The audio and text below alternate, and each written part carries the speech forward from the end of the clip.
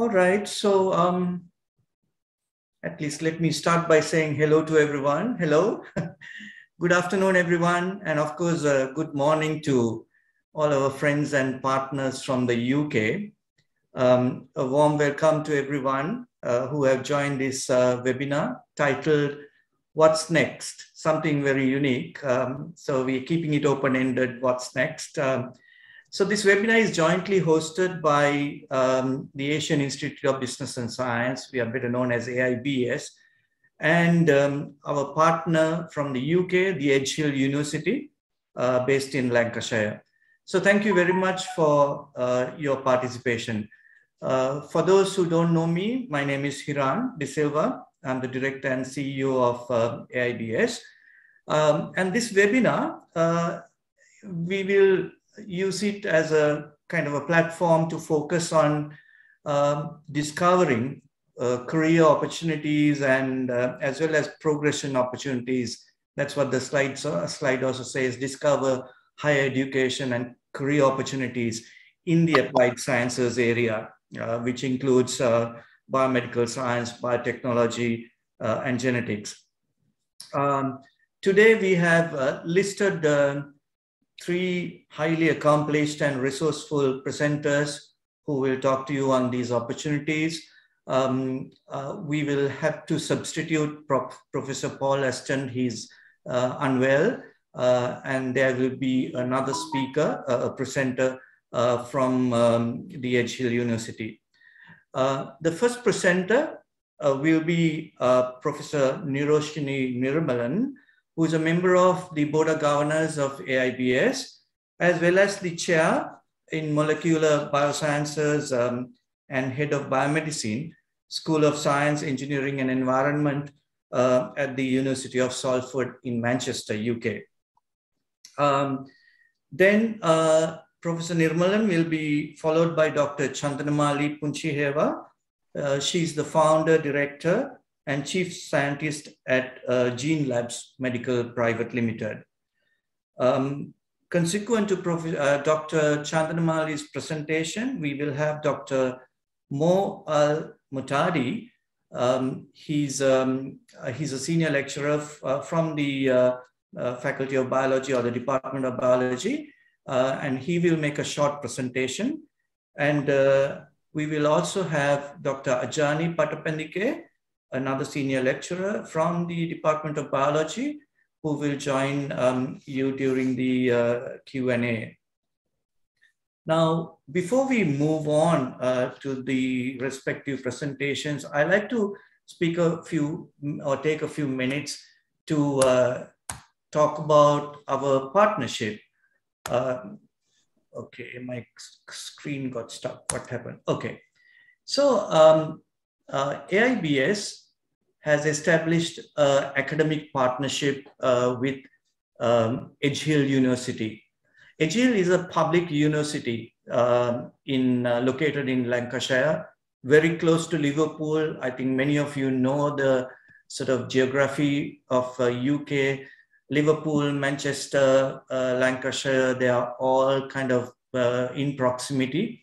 𝗕𝐴𝐺𝐻 University is in a place called Ormskirk in Lancashire, and it dates back to 1885 when 𝗕𝐴𝐺𝐻 College was established, and subsequently it became a fully fledged university in 2006. 𝗕𝐴𝐺𝐻 is one of the most acclaimed or highly acclaimed universities in the UK, and they have many recent accolades. The recent most being the Modern University of the Year for 2022, as ranked by the Sunday Times Good University Guide. You know, in the UK, you also have a yardstick to establish how good you are in your teaching quality. And that's called the Teaching Excellence Framework, TEF. And 𝗕𝐴𝐺𝐻 is a goal-rated teaching institution or university. So that shows how good 𝗕𝐴𝐺𝐻 is. It's a young, vibrant university with a lot of history. And this partnership we have entered into between AIBS and 𝗕𝐴𝐺𝐻 will actually the students, our students, the AIBS students, will gain from the teaching resources of the university and also elevate their research skills as well. So AIBS students will have the opportunity to progress to complete a suite of undergraduate programs in applied sciences. They have a choice. So starting September of 2023, subject to we hope that there'll be stability in our country, that we will be able to start teaching the final year in Sri Lanka as well on these degrees. So the students post September of 2023 will have a choice of completing their degree in Sri Lanka or transferring to the UK. And you know, UK has certainly now become, over the last 2 years, one of the hottest destinations to for undergraduate and postgraduate studies. And under our agreement, we have many other degrees that we are able to deliver. However, today's discussion is relating to applied sciences, and we will be covering, we will be able to offer the degrees in biology, biomedical science, biotechnology, genetics, ecology and conservation, and nutrition and health. So in a nutshell, this is what AIBS has done, partnering Edge Hill University in the UK. So it's a wholesome partnership. Our students will have many opportunities. There'll be student exchange programs. There'll be a lot of research support from the faculty members of Edge Hill, who might also be doing concurrent teaching as well. So this is very good for AIBS students who would want to pursue an academic degree jointly with Edge Hill University. So in a nutshell, that's our partnership. Our team is able to talk to you in more detail, subject units of these programs and so on. But for today's presentation, I would like to now move on to the specific presentations. But before that, I just want to also highlight a little bit of housekeeping tips. Please keep all your audios muted at all times until we permit the Q&A, the question and answer session. We will have one Q&A at the end of the presentations, and you'll be given an opportunity to pose your questions. You can also type in your questions in the chat box, and that'll give you an opportunity to, if you don't want to unmute and speak, we will pick those questions. Right, so let's move on to our presentations. Our first speaker is Professor Niroshini Nirmalan. So Professor Nirmalan graduated from the Faculty of Medicine in Sri Lanka, in Colombo, way back in 1991. She graduated as a Doctor of Medicine, but she went to University of Salford in Manchester to complete her MSc and PhD in biomedical sciences. And subsequently, she had her postdoctoral training at the University of Manchester. Her subsequent roles as a senior fellow at the Manchester Institute of Biotechnology and the University of Manchester Institute, that's called MIB, Manchester Institute of Biotechnology at the University of Manchester, and as a senior scientist at the University of Leeds, led to the publication of her first annotated 2D proteomic maps for Plasmodium falciparum and the development of novel isoleucine labeled and unlabeled quantitative proteomimetic methodologies. Professor, I hope I pronounced these because I'm not a scientist, so I may have struggled with these little words. So Professor Nirmalan joined the University of Salford in 2010, where she established the Class 3 pathogen labs for malaria, overseeing many PhD studentships on anti-malarial drug discovery. She has delivered several keynote sessions and is a grant reviewer. She was the recipient of the University of Salford student-nominated Above and Beyond Award for 2019, and Waters Celebrating Women in Science Award for 2020. More recently, in October 2020, she was awarded the prestigious Professor P.B. Fernando Gold Medal Oration by the Ceylon College of Physicians here in Sri Lanka. So may I present to you Professor Niroshini Nirmalan. Right. Can I just directly share my screen here? Yeah, I'll stop sharing, Professor. Okay. All right.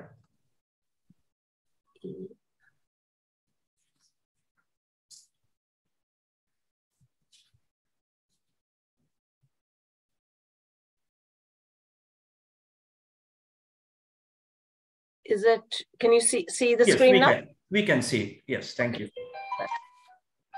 Right. Okay.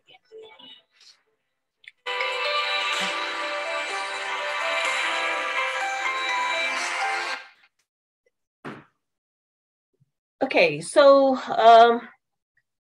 good morning, or is it good evening there? Good evening, everyone. Thank you, Hiran, for first of all inviting me. I feel very privileged. You know, I've done this last year and the year before as well. And thank you so much for inviting me.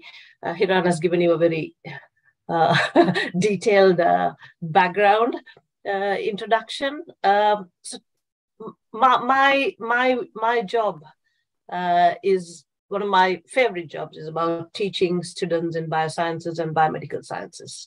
And of course, our university is the University of Salford. It's not too far from Edge Hill, where the collaboration is. My link with AIBS is because I also sit on the board of governors, the current board of governors, which is in a way good, because you will then have an independent body from another university, also liaising and overseeing things and exchanging ideas, and that's always a good situation to have. Right. So the topic I was going to talk to you about is about biomedical science, the role of a biomedical scientist, and of course, employability.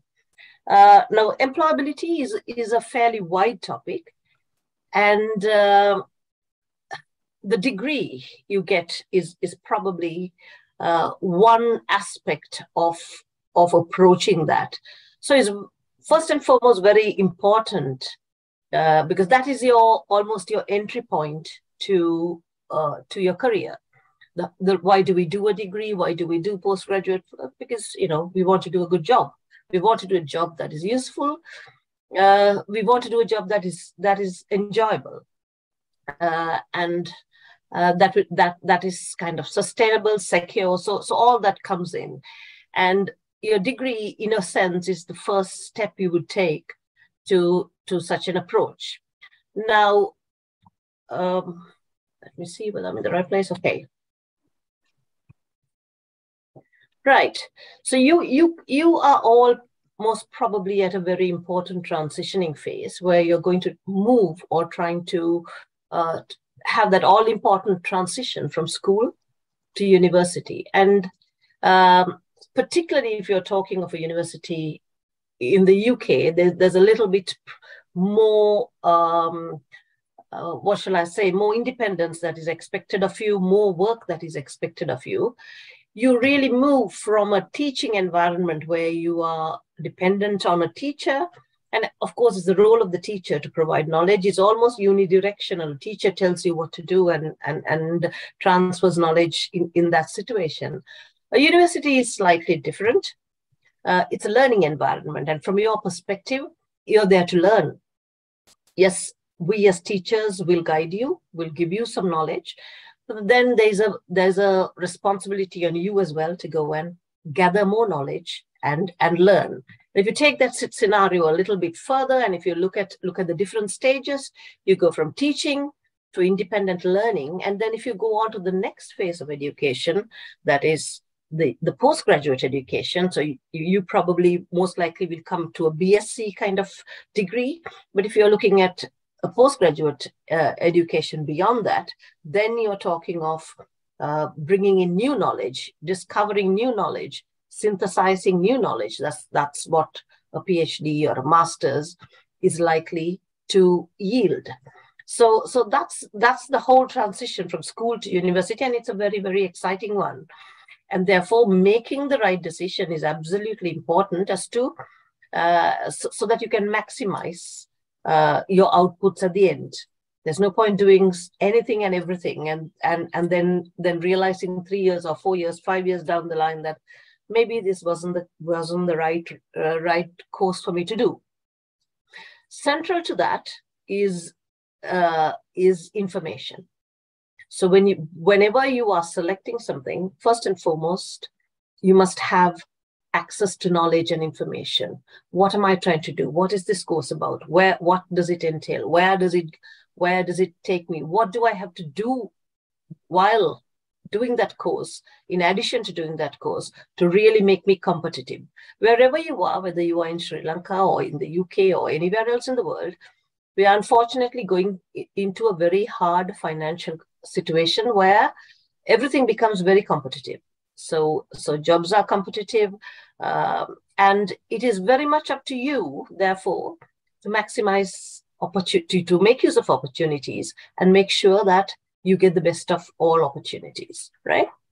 Now, biomedical sciences.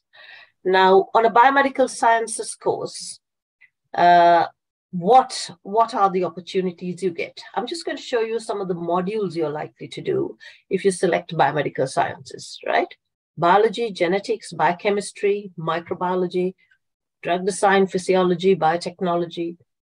So for a first degree, one of the big advantages of a biomedical sciences course is its breadth, right?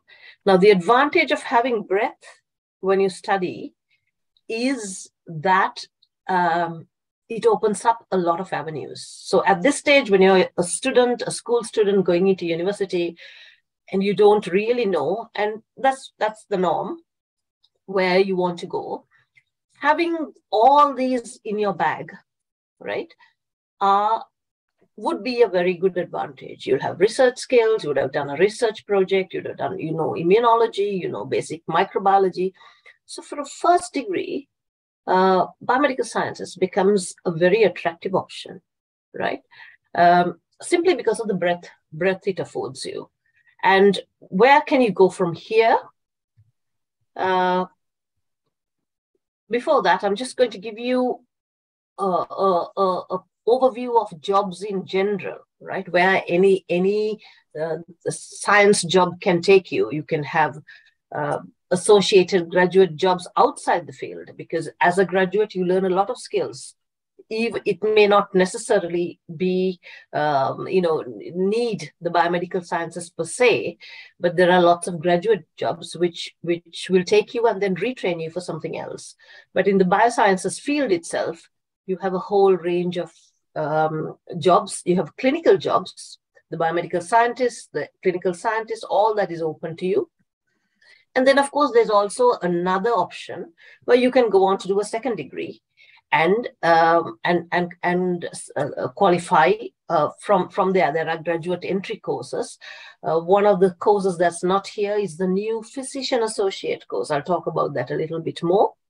But I'm just giving you the breadth of opportunities that a graduate course will offer, right? Any graduate course. For bioscience careers, again, you don't really need to think of the biomedical scientist role per se. All this becomes available, right? You could go on to do teaching. You can go on to be a biomedical scientist, patent attorneys, bioinformatics, medical sales, a whole biotechnologists, research assistants, so researcher in a lab. So a whole range, academia, right? So a whole range of very exciting careers opens to you simply by doing a a biomedical science course, right? Now, I need to, at this point, clarify nomenclature, right? Now, when you're talking of a biomedical science degree, it means something. It is a protected title.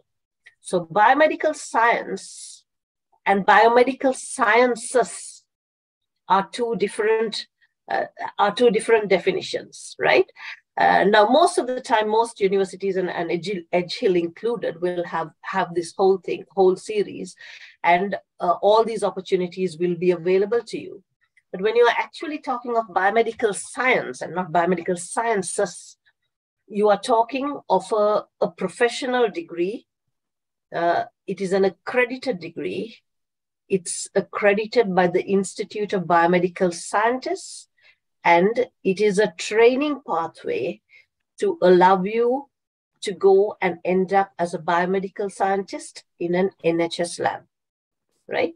So again, this is very, very important. Again, if you want to work in an NHS lab as a biomedical scientist, then this biomedical science becomes important because it's an accredited degree. So we have to go through a whole range of accreditation processes. It's a very tough process, and it's accredited by a professional body called the Institute of Biomedical Scientists.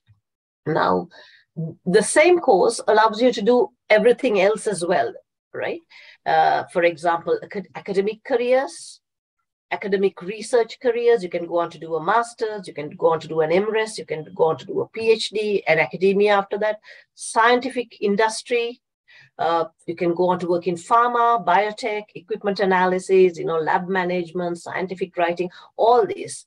So biomedical sciences, in addition to this specific course, specific career path as an NHS biomedical scientist, again, that's a protected title.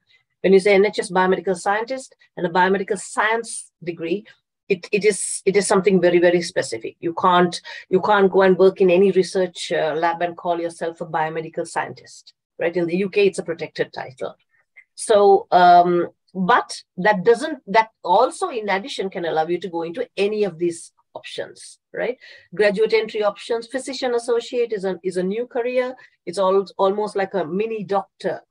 It's a postgraduate career. So you have to do an undergraduate degree, which can be biomedical science or any other bioscience degree.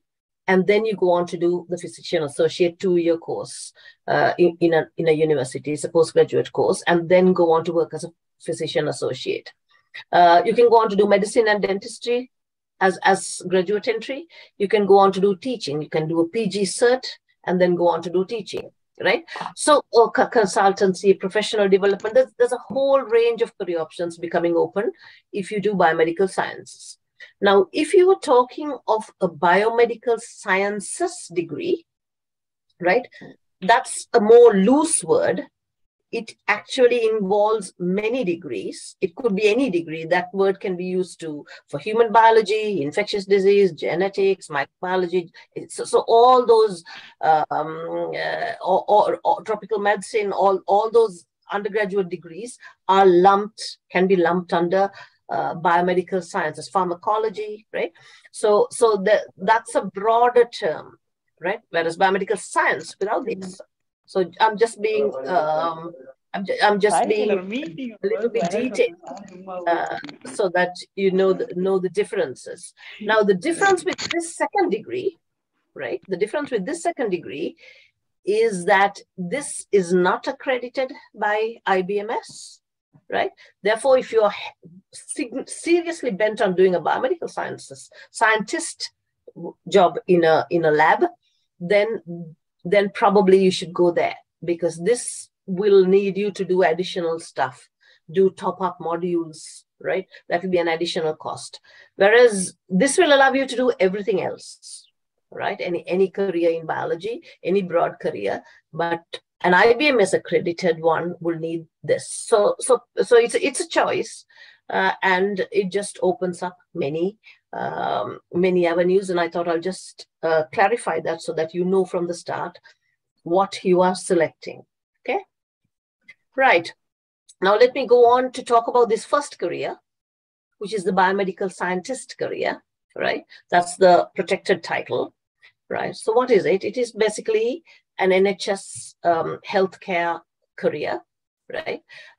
It requires you to do the IBMS accredited degree, and if you do something else, if you do something like a non-biomedical science degree, then you'll need top-up modules. You'll be spending an additional year to do that. Now, how do you enter into the NHS? You enter into the NHS through a trainee biomedical scientist position. So you don't enter immediately. Doing the biomedical science degree doesn't guarantee you entry. It's just a pass, right? But once you get in, you get in as a trainee biomedical scientist, and you have to complete what is called a portfolio. The portfolio is basically a set of skills that you have to complete before you get the sign-off to move into be a proper biomedical scientist, right? Now, another route to do this could be through some universities. I'm not sure whether 𝐻IL does this, and I'm sure Mo and Ajani can help you out there. Some universities may allow you, instead of the 3-year degree, to do an additional sandwich placement year, right? So it's a 4-year degree then. It's a professional 4-year placement degree.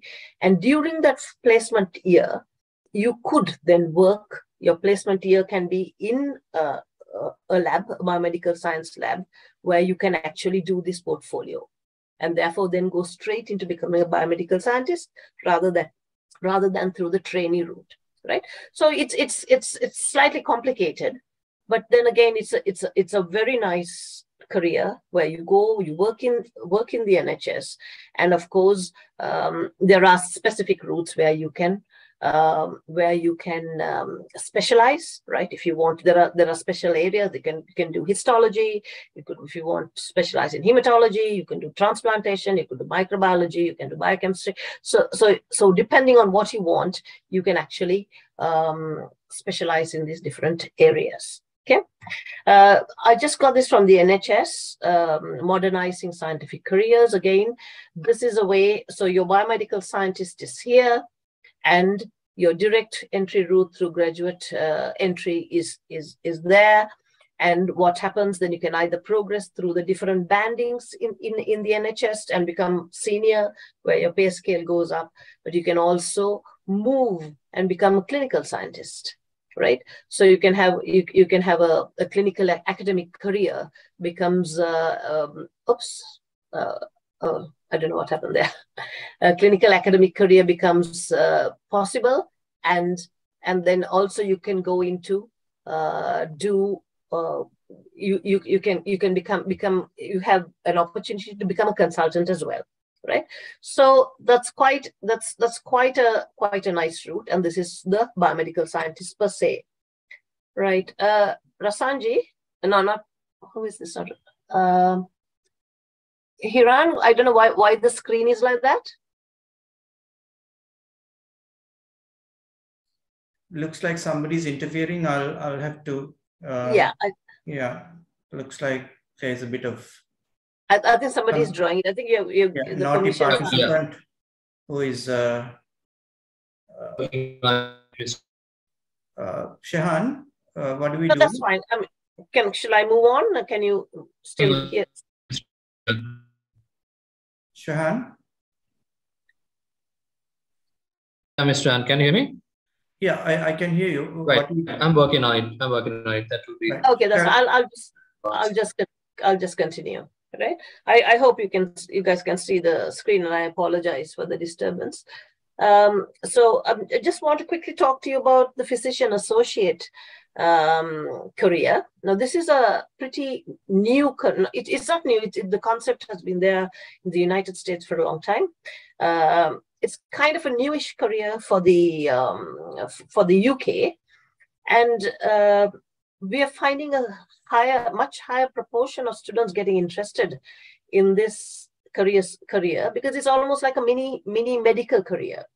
So you do biomedical sciences and then go on to do 2 years and do physician associate. It's a full-time 2-year period of study. it is almost like the first 2 years of medical school with a lot more clinical experience. Now, this is, of course, you have to have a good biomedical science degree. You have to have a 2-1. The career prospects, again, are very good. The salaries, the starting salaries are kind of even slightly higher than a junior doctor salary scale. I think the College of Physicians oversees some of the regulatory processes for physician associate. So it is becoming a very popular and sought after career route, the physician associate. You have to have a primary degree, of course. So this is after that. Oh, thank you. So basically, you again get to work in the NHS. You do have to shadow a doctor, but quite a lot of the tasks a doctor would do, like, examining patients, taking a history, coming to a diagnosis, a management plan, all that can be done independently. And I think it's the treatment aspect where you have to consult a clinician at that point. So it's a very rewarding career, and any of your biomedical sciences, whether it's biotechnology or whatever routes, will allow you to go into this route as well. Yeah. The other option I told you about is postgraduate study. Now, why do postgraduate study? Many options, again, many reasons there. First and foremost, you have to be interested in your subject. So if you're passionate about an area, you can have a broad first degree and then narrow down to something else. So you can start with a broader degree and narrow down to hematology or whatever, neurosciences or whatever you want as a postgraduate option. And there you do that to a master's, or you could do a research option, going on to do research. A postgraduate degree is becoming increasingly important nowadays because the first degrees are fairly common, and the competition makes it necessary for a second stage of filtering, if you like. And those with postgraduate degrees will have that competitive edge, right? And of course, if you're doing a future career in research or academia, you have to go through that route. So what are the options? You can do a taught master's. This is after your first degree, right? You can do a taught master's. A taught master's, basically, you go and it's like your first degree, but it's at a higher level of depth. So again, it's very much a lecture-based scenario where you have lectures delivered to you or teaching material delivered to you. And you have a research project, but a shorter research project.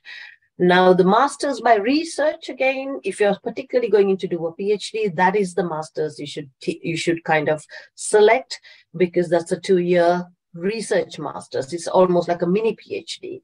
I told you about physician associate. PG cert is a postgraduate route where you can go into education and teaching. Again, a much sought after, very well paid and very well rewarding career pathway. MPhil's PhDs would be, after your degree, would be research-based careers. So quite a lot. Of course, you can go on to do some people, because medicine is competitive. Some people go on to do, we have quite a few students who go on from our biomedical science course to go on to do medicine and dentistry, right?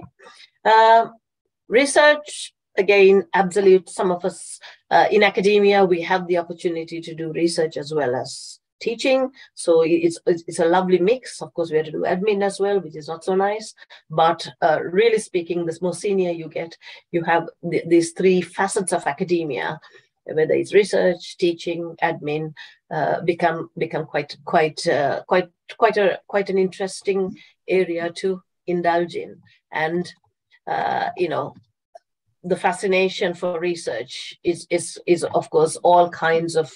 You can learn about diseases, mechanisms of diseases, and again the breadth. So something like a biomedical science degree opens all those options for you. Right? Career planning. I always put this because career planning, when do you start planning your career? I mean, you might think, I'm just out of school, what career, right? I'm just thinking of studying. And that is not true, right? career planning starts with your first degree. In fact, the first day of your first degree would be the best time to think about what am I going to do? How do I achieve it? Because it takes time, right? When I started, of course, I thought, okay, this is what I want to do.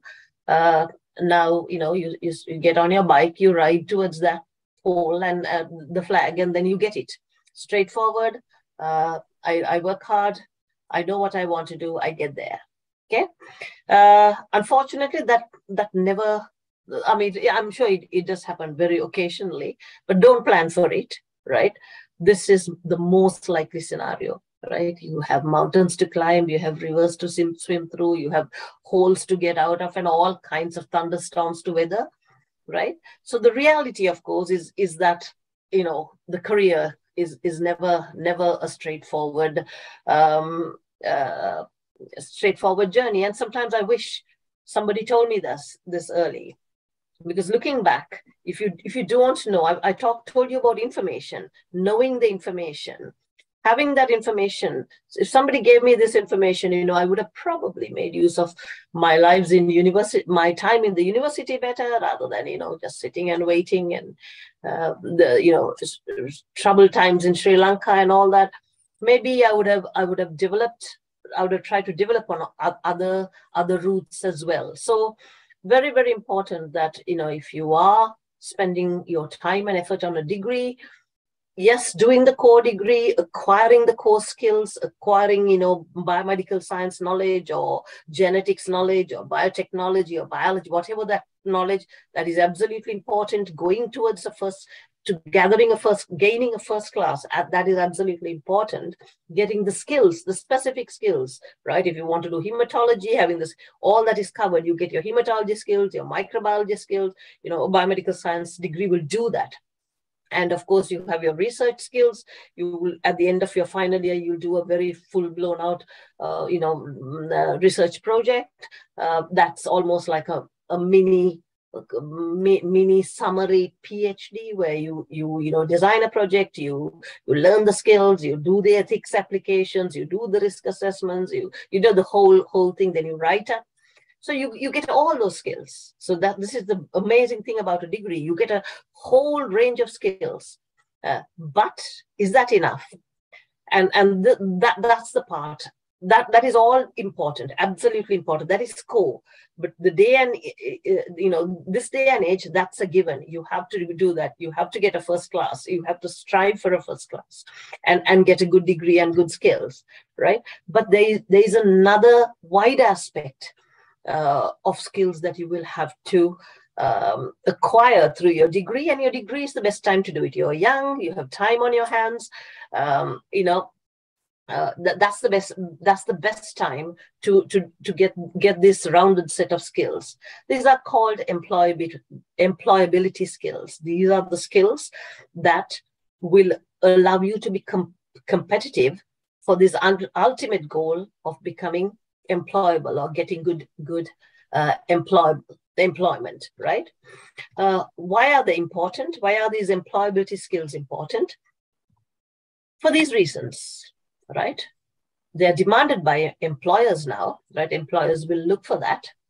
They're essential for you to work in your workplace. If there's a technical, if it's something to do with a PCR, you must know your PCR. Right? If your job involves an ELISA, you must know how to do an ELISA. If your job involves cell culture, your degree must teach you how to do cell culture and understand about cell. So the specific skills, specific knowledge, absolutely important. But then the university is also a broader experience, right? And there are a whole lot of other skills that you will get. You may not even know, and this is what I tell my students, you go through 3 years, sometimes you don't even know. And that is again another drawback, because if you don't even know what you're getting, then you can't make full use of it, right? Because not only the skills that you get through university, not only are they important for employability, they're important for life itself, right? So if you look at this framework, this is a nice way to think of life in general and how you plan for this next major step you're about to embark on, your secondary education in a university, at university level. And when you're there, you will think of things right from the word go, right from the very first day you go into university. You have to have this framework, this integrative framework. You have your academic side, right? Your degree, your content, your skills, passing your exams, attendance, going to university, all that is absolutely important. That's the academic side of it. Then, of course, a career. You always have to have your eye on the career, right? Because at the end of the day, this is what you are doing. The degree is merely a route to your career. There's no point doing a degree and then staying at home or being useless for any other career. So what else do I do? In addition to getting the core stuff from a degree, what else am I going to do in these precious 3 years that you're going to get? How are you going to enhance your career, right? And then finally, personal development. You as a person, your 3 years, how are you going to develop? That's all that is important. And I'll go into a little bit of more detail as in the next few slides. And I hope at the end, you will understand how important this slide is, where you integrate all this, the skills you learn, the knowledge you learn, the soft skills, the attitudes you learn, all that are important. Because then at the end of it, when you go for that interview, I sit on many interviews, academic staff and all kinds of interviews. Very often, within the first few minutes of conversation with somebody, you get the feeling that this person is right, this person knows. So what is it that makes that person different, right? And very often, it will be the person who has thought about all these three and developed as a wholesome individual, somebody who has planned life and understood how important this is, because that will then reflect. It'll reflect in your confidence, it'll reflect in your fluency, it'll reflect in your way you address people, your knowledge and all that, yeah? So yes, career planning timeline, when do I start? The day you start your degree is the best. And what do I need to do, right? So here are the three main areas that you need to do. Your knowledge, selecting your degree is important, right? A good degree, the knowledge, a good university environment, right? Supportive teachers, all that is important. You're a school student coming from a different country, right? Coming from home, from a very closed environment, from a very protected environment to a new country, a new culture, a new degree. So you have to live, you have to see, you have to engage with your tutors. Does this university provide me with all this care? So important all that.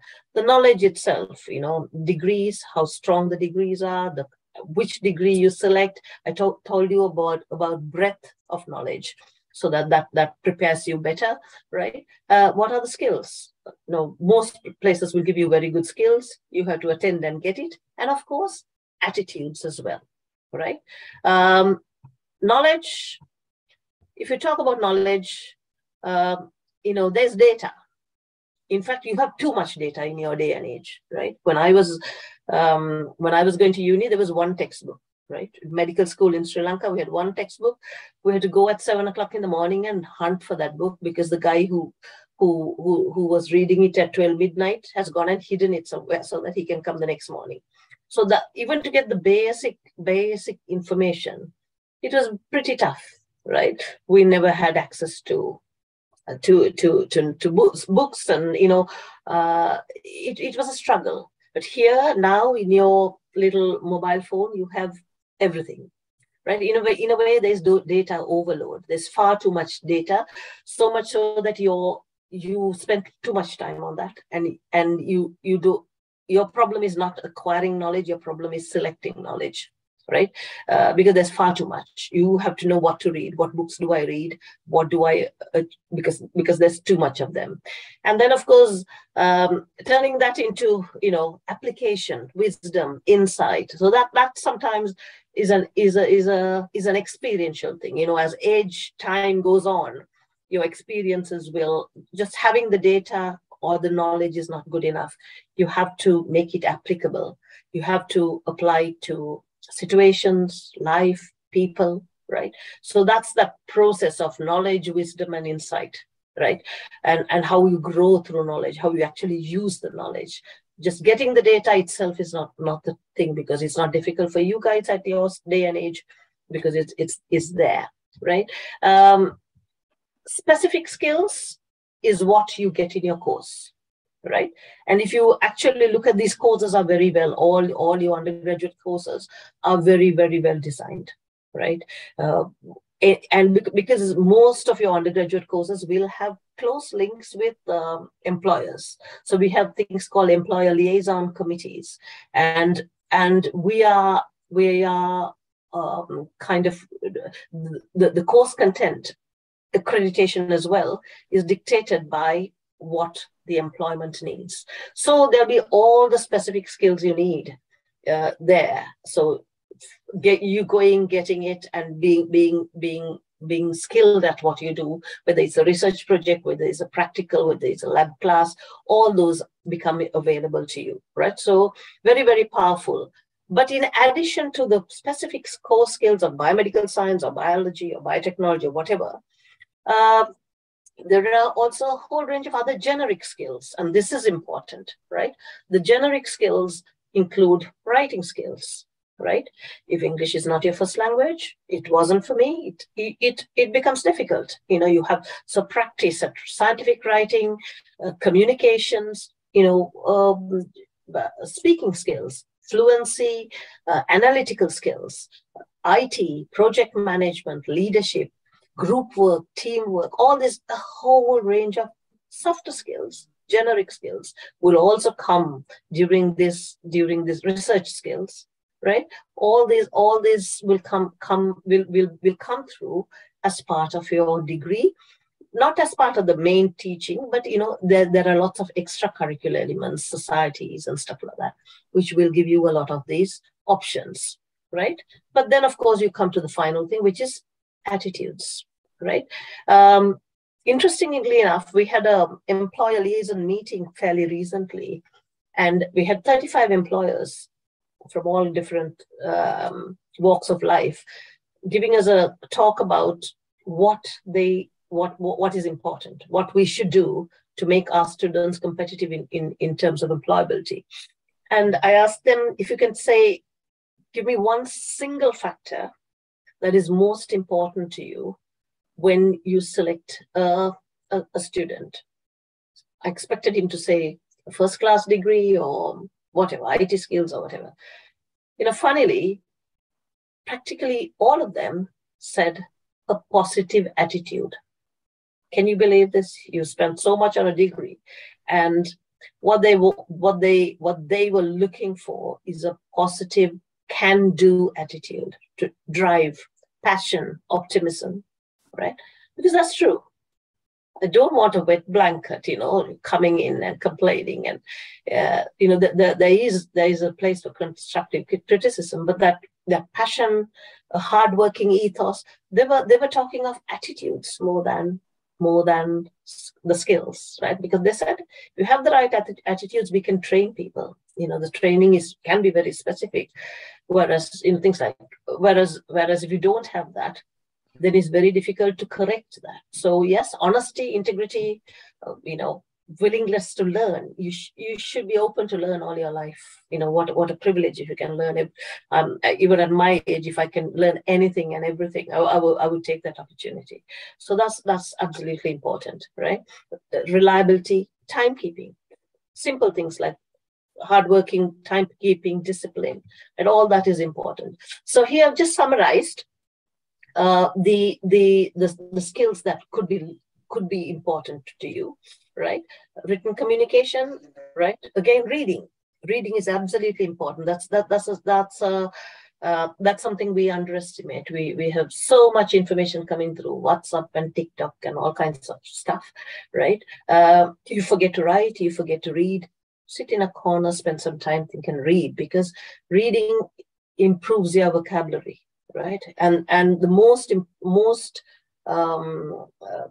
important thing in a situation where you have an interview, right, is the ability to talk confidently, right, to be fluent. Of course, you have to have the knowledge to check out. You don't just check out anything, but there's a whole range of skills that are important. Teamwork. How do you work in a team, right? Teamwork becomes very important. You're talking of a biomedical job, most likely working in an NHS. You work in a team, right? You have to liaise with a doctor, a nurse, a patient, radiographer, a lab manager, all kinds of people. And working in that team is absolutely critical, right? Leadership, right? There are certain points at which you have to then take leadership roles. So your course is designed to have group work, roles where you can take the leadership of a group, roles where you can be the team player in the group. All that is important. Motivation, analytical skills, whether it's stats and mathematics, very, very, very important. Computing skills, different programs, work experience. That's the other thing. When you're doing a degree here, right, you will have fair amount of free time. You will have your, summertime is free. Work experience and relevant work experience, right? So if you can work in a lab. The COVID pandemic was an awful sad thing, but one of the things that were a positive for all the biomedical science graduates or students was the fact that there was a lot of work experience in terms of laboratories, because all these labs started opening, and the biomedical students got a lot of work experience opportunities because of the nature of the situation, right? Of course, time management, numeracy, computing skills, verbal communication. Again, any opportunity to go and talk. We, as me myself coming from Sri Lanka, we have a tendency to be shy, to be quiet, to be respectful, because we are told that you don't talk, it's rude, don't ask questions. We do have that tendency, and sometimes that is a negative. Even in our families, you can see that you tell the child, that's rude, don't talk. So don't do that. You have to break that, and that's a barrier you must break, because I personally found it very, very difficult to stand up to a teacher and ask a question. Because you're not used to it. So you have to break that barrier, ask the question, talk to your tutors, talk to your project supervisors, go for these opportunities where you put yourself in that situation. It can be uncomfortable initially, but then you grow to be comfortable at that. Everything is about practice, right? Whether it's a talk, everything is about practice and revision. The more you do it, the better you become at it, right? We talked about all these skills, important, right?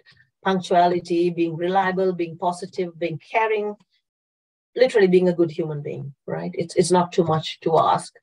And what do? You get in actively, once you're here, get actively involved in university life, develop your computing skills, work experience. I told you, relevant work experience, and working in a lab, volunteering, working in a caring role, depending on what you want to do eventually. That work experience becomes very, very important, because that's what employers are looking for. And you should use your undergraduate 3 years to get this, even if it's voluntary. Then there are lots of career services. The opportunities in a UK university are very significant, are very, very wide, because you have all kinds of fairs to societies. So just get yourself, it is indeed a huge opportunity, right? So get yourself, learn to network, don't be shy, make applications, summer fairs. There'll be employers at these careers fairs. There'll be employers giving careers tips, right? Portfolios, and of course, finally work hard to get a good degree. So I hope I've given you kind of a overview of what the opportunities are if you get your degree and come and finish your degree, and of course set your clear goals, and time management becomes very important. Create, don't compete, right? Because do it together. And work-life balance is important, right? That's another issue that we are coming to, because if you don't take time to kind of relax, then particularly after COVID, we are seeing a lot of other issues, health issues developing due to this work-life balance not being there, right? Finally, let me share with you something that I was taught quite some time ago, actually by my grandfather, and it's a poem I think that every young student going into a new phase of life must remember. It's from Henry Longfellow. The heights of great men reached and kept were not achieved by single flight, for they, while their companions slept, kept on toiling through the night. Thank you. I'm sorry I can't wait for because I had to go back to teach. But if there are any questions, I've asked Hiran and the team to share my email address. And please feel free to email me and I'll be happy to respond. Thank you very much. Thank you, Professor Nirmalan, for that very insightful presentation. I think even today I learned something new.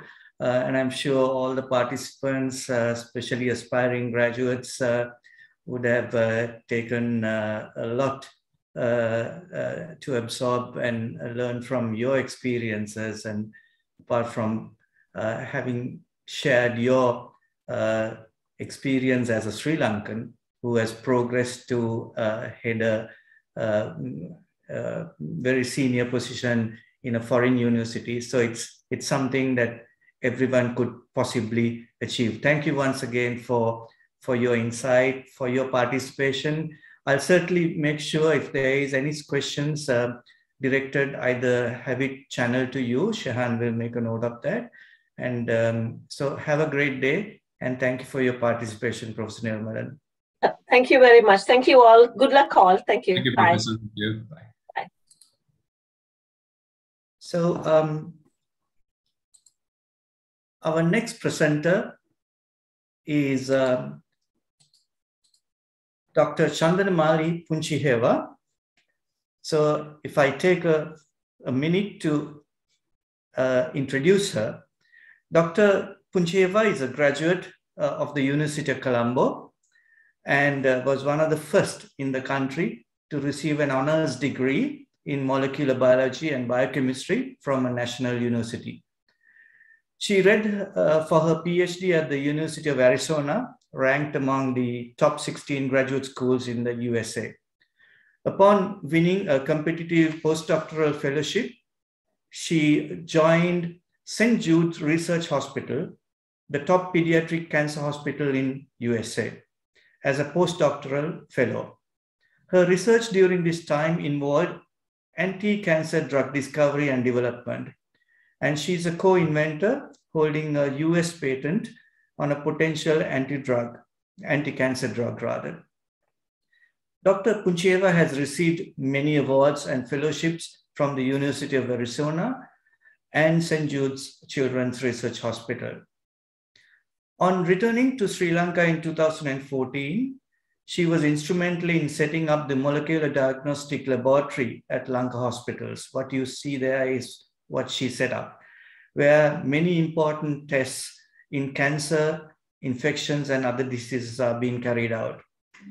In 2018, Dr. 𝐼𝐡𝐚𝐭'𝐬 founded the genetic testing laboratory Gene Labs Medical Private Limited with the vision of making more advanced genetic tests that are available to patients in developed countries accessible to Sri Lankans. Her efforts have led to several new high complex genetic tests important during pregnancy and in cancer, now being performed in Sri Lanka for the first time.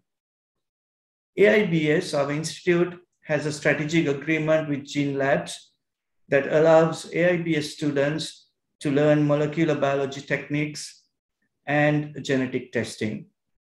So may I introduce Dr. 𝐼𝐡𝐚𝐭'𝐬 to make her next presentation.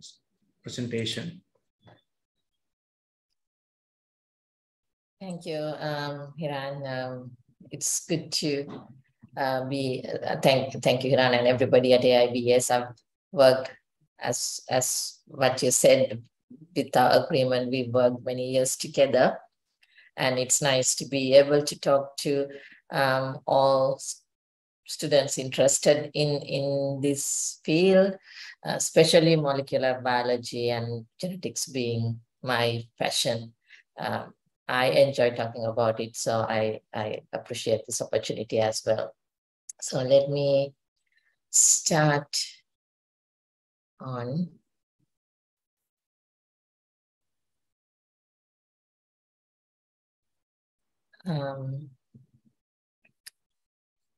So you all can see the screen, right? Yes, we can. Thank you. So I study molecular biology and genetics, right? To start off, all these are not terms that you use every day. So let's see what genes, I mean, genetics are studying genes. So what these genes are and what these related molecules that you talk about in molecular biology are. So we all know, I'm sure probably all of you are ones with science background, that all living cells have nuclei. That's where the main machinery of the cells are. And in that you have chromosomes. Chromosomes are where the genes are. And so chromosomes are made of DNA. So genes are also then made of DNA. So between these two, so what is genetics? It is the study of heredity and the variation in organisms. Of course, you know, by looking at the father and the child, one can say that, you know, how much of genetics there might be involved, how much of genetics is there in heredity, but that's just not enough in the modern world for many things. So, for example, if you take the blood type of a person, of an individual, it's the genetics that tells you how you, what blood type you have and how you got that. For example, now if you have a father with blood type A and the mother with blood type B, you can have a child with type A, child with type B, and a child with a combination A and B together, and a child is neither, type O. That is a 25% probability for the child to be any one of these. So it is understanding how this happens that genetics, where genetics is involved in. So what is molecular biology then? That is going further down, more deeper into this area, where we look at, you know, we take apart the DNA further, and then, so in general, when you take cells, you all know about DNA, and that's the coding, that's central machinery. How DNA codes for anything, because DNA is the coding that decides somebody's features, that decides somebody's functions, and for all of it, how that is, how DNA is doing it is by the process called transcription, converts it to RNA, or rather RNA is made using DNA as a template. And then RNA makes what's called amino acid chains, and those amino acids are the ones that makes proteins, and it's the proteins basically that does all the functions inside the cell and in bodies. So study of these deep down machinery and the mechanisms, how things happen, is what molecular biology is about. So in the big picture, you have genes, you have proteins that does the function, genes that gives the information to what wants to be done. And so this relationship between protein and the function is biochemistry. That's the area that Professor Nirmalan was also talking about. And the relationship between gene and the direct function is genetics. Like how I mentioned about the blood group, how you get a specific blood group, that's the genetics. And then further going into it, how genes result in a specific protein, or how a protein was not differently made. All that information, understanding and studying it is molecular biology. Now the million-dollar question. So why study molecular biology? I mean, you all know it's important. I mean, it's part of our living being. So it's there and we are living. So why study it? There are so many things you can do in this area that are useful to us humans and any other living organism as well. Starting with a very important aspect of genetics and molecular biology, we study it for better healthcare, to diagnose and treat diseases.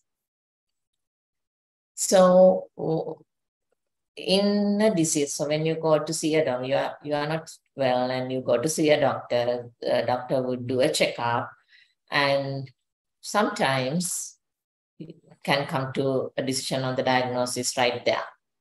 But most of the time they would ask for a test, some lab test to be done, and that would help in the diagnosis. But now more and more, that diagnosis requires a genetic test or a molecular diagnostic test. So the people who do molecular biology or genetic testing help in the diagnosis of a disease, or in further subsequent aspects of healthcare that are disease-related, that goes into treatment, subsequent assessment, so many different things that you do with molecular biology testing. Best example of a genetic test that all of you, I'm sure, would know would be the COVID PCR. PCR is a molecular test. PCR is the technique although we call it the PCR, it's a COVID genetic test that we do. Basically, what you look for is a gene or a section of a gene of the COVID virus, SARS-CoV-2 virus. And so out of all the methods that are available, you talk about rapid antigen testing or the biochemical tests, the only way that gives you the most accurate identification of the virus would be that molecular test or the genetic test for COVID. Then why study molecular biology? To understand phylogenetics. Phylogenetics is the study of evolution and diversification of organisms. For example, take primates, a very small group when you take the whole living world, but I took it because we are also primates, humans.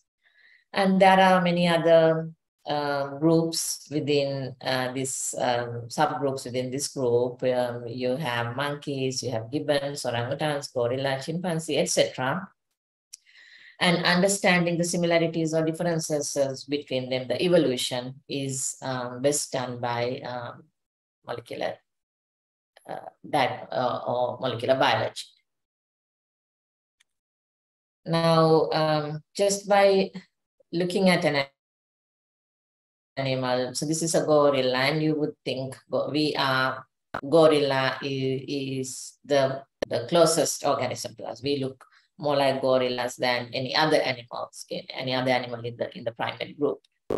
But actually, did you know we are closest to chimpanzee than the gorilla? And it is molecular biology that tells you that. Molecular biology is used in agriculture quite a bit for you to get better crops. These pictures show plants that have been damaged because of infection. On the left side, it's plants being damaged. Bottom ones are good ones. On the top, damaged plants, and then the crop. Those are damaged by infections or insects. So molecular biology is used to develop better crops in the world with an ever increasing demand for food. It is very much needed for you to have maximum efficiency of your agricultural work. And if the food gets destroyed because of insects or infections, that's going to be detrimental for the whole world. So to keep up with the increasing population, this kind of modified organisms or modified crops are needed. And in agriculture, not just to get a better crop, molecular biology is used even for infection detection. We all talk about aflatoxins. Now again, it has become a hot topic in Sri Lanka. And produced by the Aspergillus fungus. Just how the fungus would look on a crop, that left picture shows. The only thing about fungi is that they, a lot of different fungi look similar, unless you do a thorough analysis of culture. Even on culture, sometimes it's difficult to differentiate between fungi. And aflatoxin is produced by a specific fungus. That just because you have a fungus doesn't mean you have aflatoxin in that produce. So the best method of identification of whether the produce has the aflatoxin producing fungus would be by a molecular biology test. And molecular biology is used in environmental microbiology to identify how good our drinking water would be, or how safe our environment would be. There are other methods of detecting, identifying microorganisms, but for certain cases, molecular biology test would be a must, or molecular biology test would be better than other methods. So they're always applicable. An area that I know you all are very interested in and familiar with is forensic science. To identify a specific, to identify a criminal with certainty, DNA testing is used. Identity testing, to identify the father or the mother. Now, while a picture like this might tell you most likely the child, the father with the horizontal stripe and mother with vertical stripes, and the child with checked t-shirt, most likely the right child, that would not be enough information to tell you that for certainty. And that's why when accurate information is required, you would do a genetic test, a DNA test, and by matching the DNA of the father to the child or the mother to the child. For example, what this report shows, you can tell for 99.9998% certainty that that's the father of that child. Another area where molecular testing again is used is called consumer genetics. This is not so much for healthcare or for essential things, but more like for you, good for you to know kind of things. For example, in ancestry, they are called consumer genetics because you would, it's like an over-the-counter test. You would get a package for you to get a sample. You would spit into a bottle, for example, and then send the tube away, and in some lab, the test would be done, and then they'll send the report directly to you. There is no other party involved. You don't need a doctor to interpret or anything. And for example, in an ancestry test, what they'll tell you, what that will tell you is how close you are, like, say, for example, you might be, one of your parents might be Asian, the other might be European, then, European, how close are you to which group of Caucasians, sort of. So those are like, that's what I said, when you have, when there's information that it is just good for you to know. And nutrigenomics is one where, based on your overall genetic makeup, then you might be able to get information on what might be more nutritionally, what you should target more for, because you have some change in genetics that would make it more useful for you to get one nutrition versus another. These are all, like I said, not essential molecular tests like the previous ones that I mentioned, but ones that can still help you in life. And in all these areas, a big component is research. Whether you are talking about a test for healthcare, whether you are talking about a test for identity, whether you are talking about a test for food industry or agriculture, whichever it is, there has been a research component involved, and there is ongoing research in all these areas. Molecular biology and genetics is an ever-developing field, because with time we understand more and more about our genetics. And with that, the things that we can do with that genetic information is even more. So constantly there's research happening in this area. So now you have the different applications that I mentioned in different areas, in labs, in industries. And then you have the research going at the other end in universities, in certain companies.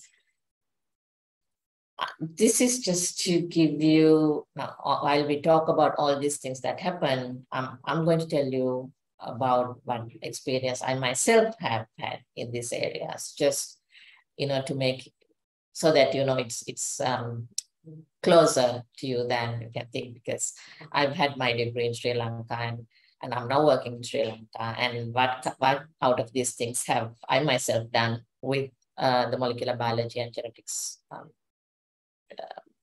training and experience I have gathered. So as a PhD student, I have done molecular cloning. So cloning, you all know, is making a new gene in general. And so in cloning, usually you insert or change, either insert a new piece of DNA into an existing one or change the DNA to bring about a change in the outcome. So in the work that I had to do, in the work that I did, cloning was used to make a protein. So you insert a new piece of DNA into bacteria, and then that programs the bacteria to make a lot of a protein. Why was I making that protein? Because that protein was considered a very useful target for cancer drugs. So before the drugs are put into market, you want to have as much information as possible about them. And many of those drugs act on DNA or protein. So when it is on a protein, you want to study more about the protein, and how you usually do in practical world is by studying the protein in the lab, so for which you need lots and lots of it, so you artificially make it. And the starting point is at the DNA level, that is molecular biology, molecular cloning. And then I have done many tests with DNA to understand how drugs interact with DNA. Basically, my thesis was on DNA and DNA interacting proteins as anti-cancer drug targets. So there you go. I had to do a lot of work, 5 years of work with DNA and the proteins that interact with DNA. which, it never gets boring.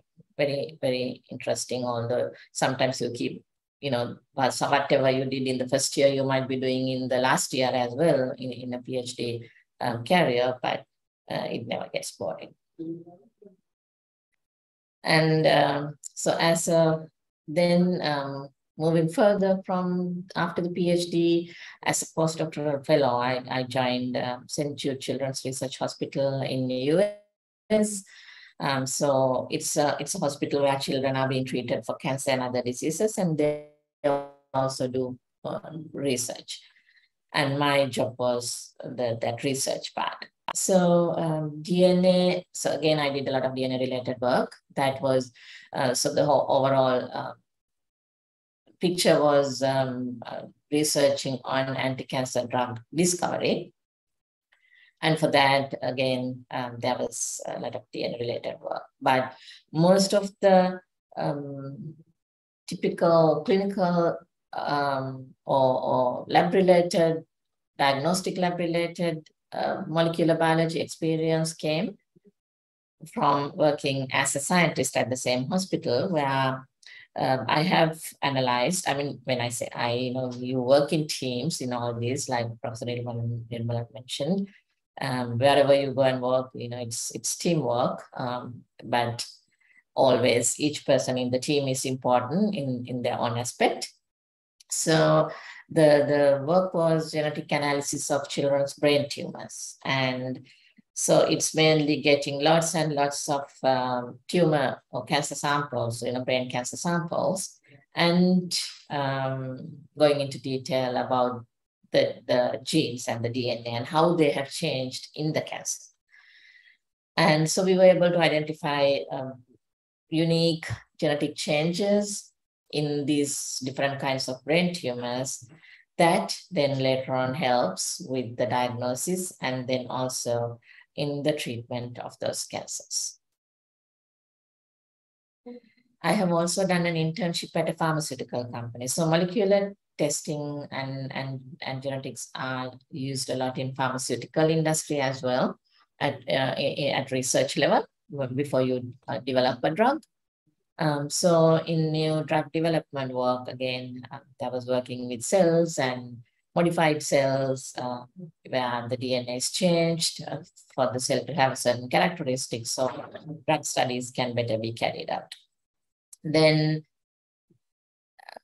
a different area now, all what I've been talking up to this point in terms of my experience was in research. And then not coming out of research where it became to a more directly applicable side was after joining the Lanka hospitals, where I worked on establishing a genetic testing lab, where I also got to start many tests that were either not available in Sri Lanka or limited availability in Sri Lanka. So there you also get to do a little bit of certain amount of research, but it's more of direct testing for patients.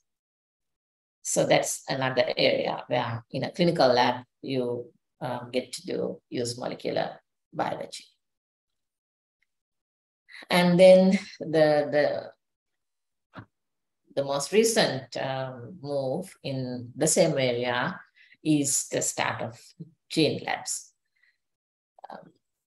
Mr. Hiran mentioned what our vision was, because we identified a void or a gap in our healthcare where certain very important genetic tests were not available in Sri Lanka. So, labs got started with the vision of introducing them and making them available. Some of these for patients and some of these to help researchers at universities who need them for their research work. So these are some pictures of our own lab, gene labs. Now what we do, just one slide I'll quickly go through. I won't go into detail because this is just to give you a brief understanding. When we briefly mention one area, how much depth it goes into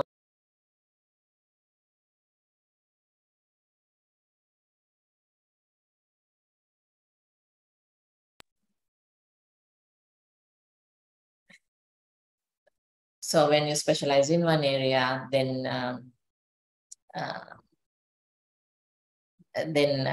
you get to go for more deep into the field and use those that information for the benefit. So in molecular diagnostics, we do. I think I've got stuck. Okay. In a clinical lab, molecular diagnostics is used for many things. One common application is disease diagnosis. We talked about COVID, that is the most common application at this point when it comes to infections, but there are a lot of other infections that you diagnose with a genetic test. There are diseases like cancer. Cancer is an area where genetic tests are very commonly used nowadays. Then there are rare genetic disorders that are inherited from parents, and only a genetic test would tell you exactly what that disorder is. You have, for example, a child who gets, fits often, and it could be multiple diseases, and sometimes to identify what exact disease a genetic test might help. Then the area called personalized medicine, depending on your genetics, sometimes the drug one gets or the dose of the drug that you get can change. So with the use of a genetic test that can be determined, so a drug doesn't become toxic to one body or doesn't become ineffective because you have a genetic change that makes the drug ineffective. In which case, so once that information is known, the doctors would know how to change your medication. In carrier screening, when you have genetic changes, for example, like thalassemia is common in Sri Lanka and this part of the world, where one can be a carrier of thalassemia. When it's a carrier, you don't actually show, you don't have the disease, but if you marry another carrier, there's a 25% probability for the child to have the disease. So those information are very useful for you to know at some point or another. We do, in Sri Lanka, we talk a lot about kidney diseases. And so there are kidney transplantations being done. And to match the donor to the recipient, the best test would be a molecular test or a PCR test. And then in diseases like cancer, how likely are you to get cured by that cancer, what stage of the cancer you are in, depending on the cancer. Sometimes it will be a molecular test that's used. In conditions like blood clotting or lack of clotting, that can be because of a genetic change that a test would help you understand. In what's called prenatal testing. So before a child is born, actually a modern test that we were the first to do in Sri Lanka and still the only lab currently doing in Sri Lanka. In prenatal testing, that is identification of certain conditions like Down syndrome or other similar syndromes before the baby is born. And the beauty of it is that you analyze the DNA of the baby using the blood of the mother. So until the last few years, people actually didn't know much about baby's DNA being in mother's blood. But now it's very common knowledge. We know by getting a sample of mother's blood, you can analyze baby's DNA. And that would tell you very early in pregnancy whether the baby is likely to have any specific condition like that, which can help you in the subsequent health assessments. And soon after a baby is born, in newborn screening, certain genetic tests help you understand the health of the baby. This is just a few areas I mentioned, but there are many like that we do carry out testing. So these are all in the healthcare sector. That's why it's called molecular diagnostics. So this is the use of molecular biology for diagnostic aspect. there are many other career options now. All what I mentioned, where I have been, is in research and in the laboratory sector or in drug development sector. But there are many other career options, more or less the same as all what Professor Nirmalan mentioned for biosciences degrees. So you can go into teaching, be a professor like Professor Nirmalan, and publishing. You can write about genetic tests and, or like molecular biology and genetics, and get involved in publishing, in policy making, everything that you're doing in any country. There are policies for any field. So when it comes to making policies, you need experts in that field. The biotech and industry that I mentioned about.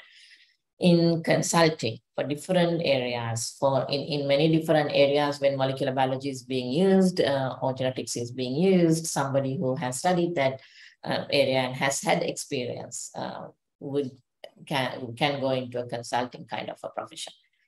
Journalism, just to make, now there's a difference between the initial publishing that I mentioned and journalism. Publishing is writing for the scientific community. While to the community who's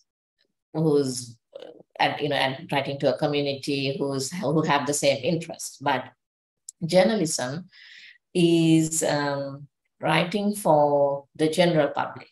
So translating between science to a level that the general public can understand. So that in itself is a special talent, but for which you also need to know about science as well as writing.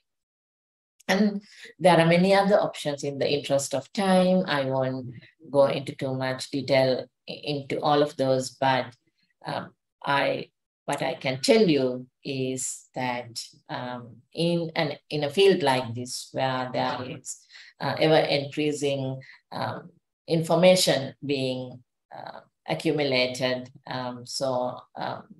With all that information, what you can do is sort of endless. Where we think the sky is the limit, actually, in reality, sky is not the limit. There is a whole lot beyond the sky we see. And that is the same in molecular biology as well. What we know still probably is much less than what we don't know.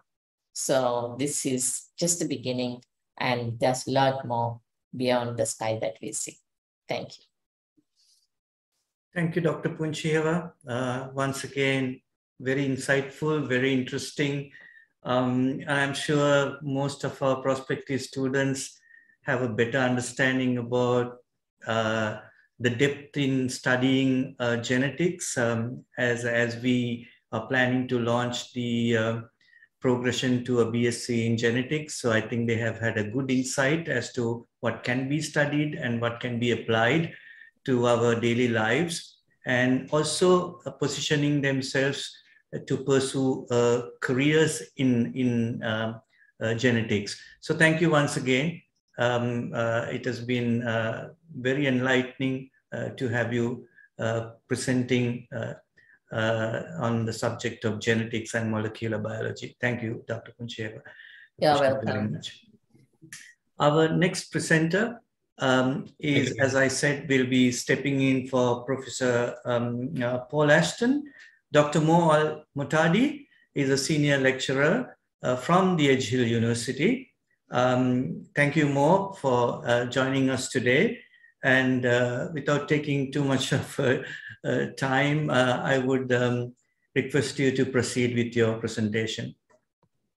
Fantastic. Thanks, Hiran. Can you see my screen? Yes, we can. Can you hear me? Yes, fantastic. We can hear you and we can see you as well. Right. Fantastic. Well, hello, everybody. And first, we would like, myself and Ajani, would like to thank Hiran and all the team for inviting us to this webinar. And today I'm going to talk to you about two particular programs that we deliver in our department, which are the BSc Genetics and BSc Biotechnology. First of all, I'll just briefly introduce myself and Ajani. We are both senior lecturers in biology department. I am senior lecturer in microbiology and Ajani is a senior lecturer in neurosciences. We have all been research active members in the department in the last few years. And yeah, we will be here after the presentation to answer any questions if you have any for us. Okay, so as mentioned by Hiran at the beginning of this webinar, we have already established a collaboration or partnership with AIBS to deliver 5 programs in Sri Lanka with the potential or the possibility for the students to come and complete year 3 at our university. Okay, these programs are Biomedical Sciences, BSc in Biomedical Sciences, Biology, Ecology and Conservation, and the Genetics and Biotechnology programs. Okay. So what is the genetics? What is biotechnology? These are 2 different fields. However, they interfere a lot, or they have a lot of matching together. Genetics, the genetics program is the understanding or focuses on the understanding of genes, their organization and their function and inheritance. Whilst biotechnology is the field where we use this knowledge that we get from this genetic knowledge and try to translate it on in industry and other fields, basically. Okay, to give you a brief idea about the structure of our courses or our programs, let me point out first that all our programs, for all our students to get the degree, they need to achieve 120 credits each year, basically. And this is based on completing different modules, which are all worth 20 credits, okay? However, no matter what you do or what you take as a sort of like a program, you will all be doing the same or taking the same year or the same modules in year 1. This is, we believe that this is very useful to our students to set the basis for them to become what they want to become, or to become more specialized in year 2 and year 3. Okay, so as I mentioned, every type of module has, or every module has is worth of 20 credits each. So in year 1, all students will be taking 3 compulsory modules, as you could see in gray: biology in practice, enteral cell biology, and the genetics and evolution module. And they will be then having to pick 3 optional modules from the list in black below. In addition, the students will have the option to sort of like do a language or a language module, or take a language as an optional module without it being considered as a module with credits, basically. Okay, so if you take the genetics degree in our department, or how we deliver the genetics degree in our department, is that our students in year 2 will become more specialized. How do they do this? We will allocate different modules to them, and they will have 4 compulsory modules to take in year 2. And these will cover aspects of molecular genetics, biochemistry and metabolism, as you can see in green, laboratory masterclass, and the research methods in biology. They will then need 2 optional modules to pick from the yellow and gray categories, as you can see in this table. Examples of optional modules are the immunology modules, the human genetics, field botany, for instance, biogeography, etc. If they are enrolled on a biotechnology degree, they then have 5 compulsory modules, as you could see in green, and a pool of different modules, optional modules, to pick one from, as you could see in yellow and gray. Okay, so as you all could see, that the programs become more specialized after year 1, in year 2, and potentially in year 3. Now, talking about the compulsory modules, we deliver so many modules that we will have the equivalent delivered in ABS, obviously. And an example of these modules is the research methods in biology. This is a module where students design and conduct small research product and study in the laboratory, and they will be presenting this study or the results of their study in the format of a poster in a big event, basically. What do they learn from this module? They learn how to conduct a research investigation in whatever field they decide to do, and they will learn how to present or how to communicate their finding in a sort of a conference format.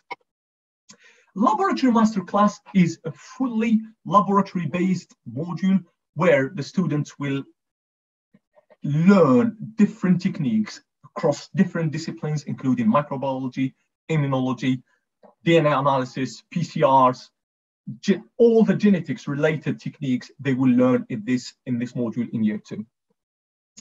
Molecular genetics is also another specialized module delivered by one of our experts in genetics in the department, and this covers all aspects about the human molecular genetics, the population genetics, the monogenic and multifactorial diseases, and other content, including getting knowledge about ethical approval or ethical issues related with the field of genetics overall. Another very popular module and very important module that we deliver in our department at year 2 for these 2 programs is immunology and infectious diseases.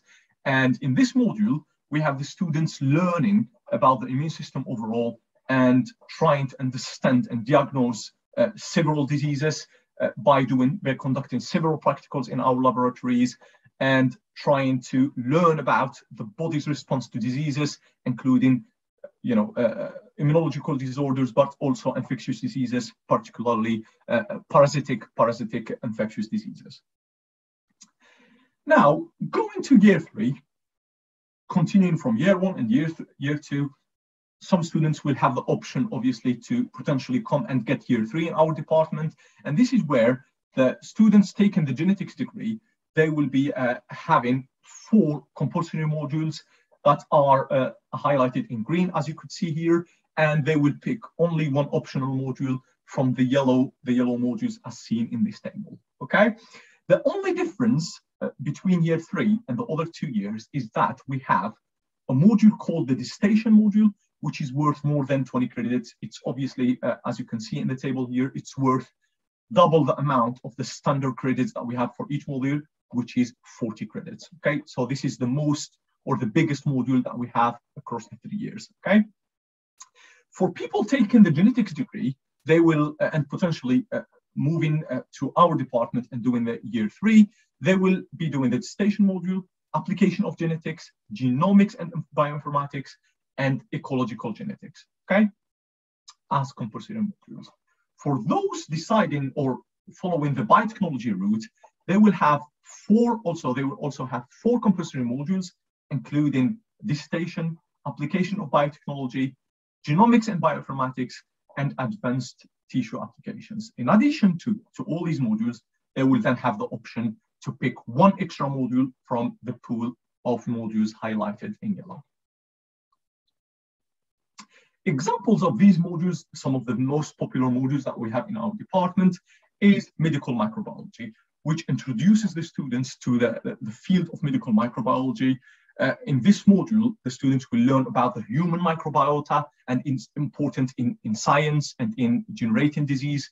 They will also understand or try to investigate the relationship between microbes and humans in healthy people and people having diseases, obviously. And they will have a large number, considerable number of practicals that they will learn different techniques from across the duration of the delivery of these modules. So they will obviously acquire many laboratory-based skills. Another very popular module that is compulsory in some of our programs, for instance, the biotechnology, is advanced tissue application, which is led and delivered by one of the experts in rare skin diseases in our department, Dr. 𝗕𝐿. And this is where obviously Ajani delivers this module as well with 𝗕𝐿. And this is where the students get to work with human cells in the laboratory. So they will learn how to culture the cells in different conditions, how to seed them, how to handle them, and they will learn to work with different types of cells that are directly extracted from humans. Pathology is another module that is really popular in our department, and this is where the students will learn the impact of disease on cells and tissues. It's a funny and a very interesting module because the students will work with different types of cells, from human cells, from commercial cells, and they will be visualizing them using different microscopy techniques and using different lab techniques as well. Genomics and bioinformatics is also a compulsory module, as mentioned in my earlier slides, for both programs, genetics and biotechnology. And this is a module where the students try to identify and analyze the structure and functions of genomes using all the fantastic equipment that we have in our department, okay? This module will also allow the students to try to understand biological data, try to handle big data, big genomics data in our laboratories. Visualizing science is another interesting module that is being introduced to our programs this year, and this is where it's a kind of like a very interesting and funny module. This is where the students will try to visualize science, to try to visualize anything they do in the laboratory, from working on immunology or microbiology or any type of practical. They will be using different models, different microscopes and tools to image the science or the processes that they investigate in the laboratory. Finally, the dissertation, or the biggest module that we have in year 3, and it's the dissertation module. What happens in the dissertation module? This is where the students will pick any type of research project that is led by any of our experts in the department, and they will be allocated a project to work on for the duration of the full year in the laboratory. Okay, so they will learn how to start conducting research independently, only with the mentorship of the supervisor, to make them or to prepare them for postgraduate studies if they decide to do so after year 3. Okay, and this module is really interesting because of the fact that the students will gain independence learning in the laboratory, but also because of the type of assessments that we have in this module, because the students at the end of the module will have to present all their work that they did during the full year, but also they will need to produce 6,000 word to 10,000 word thesis that will be assessed by experienced members of the department. Examples of these research projects that we have here. Example 1 is about 𝗕𝗫𝗫𝗫, which is a rare skin disease. And this is an example of a research project that is led by 𝐍𝐞𝐿 et al., who is an expert in skin diseases. This is example 2 about a project that is led by Dr. Aris, who is a reader in cancer research, trying to find alternatives to develop drugs and alternatives to fight cancer, and most particularly neuroblastoma. This is another example of the research projects that we offer in our department, and this is more about the parasitic infectious diseases, and this project is led by our expert in parasitology, 𝗕𝗵, who is also a senior lecturer in parasitology. Another example is about research focused on placenta and infertility, which is led by a senior lecturer in our department, Jane Charnock, that we will know about more in a minute. And all these examples are, in addition to many, many other examples that we couldn't mention. We have different projects, for instance, microbiology related projects, for instance, neuroscience related projects, and many, many other projects that we lead in our department. Okay, now, in addition to all this information, what do we need to know? What is also very important for the students to know?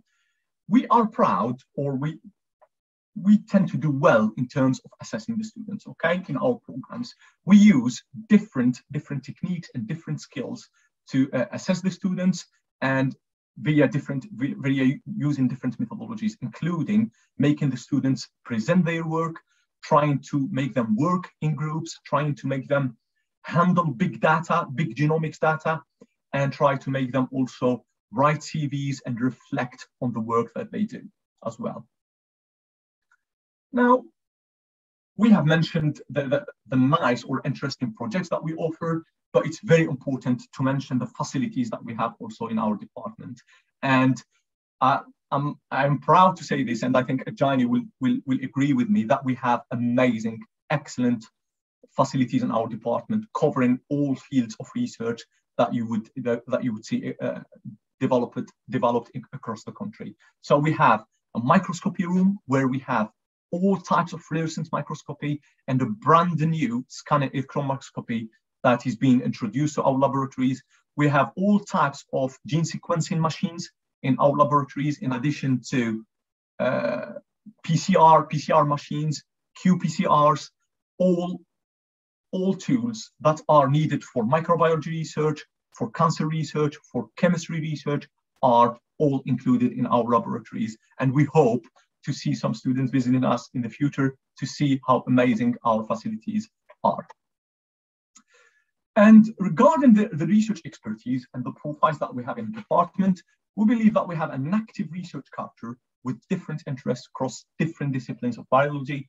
These include molecular biology, neuroscience, conservation and biodiversity, microbiology and immunology, parasitology, and many, many other fields highlighted in this slide. After this presentation, I will share a link with you that will direct you all directly to the different profiles of staff members that we have in the department, and you can learn about what everyone is doing in our department. Opportunities, moving to opportunities. What do we offer in the department? We offer the potential of doing placements and sandwich placements across when you do this degree.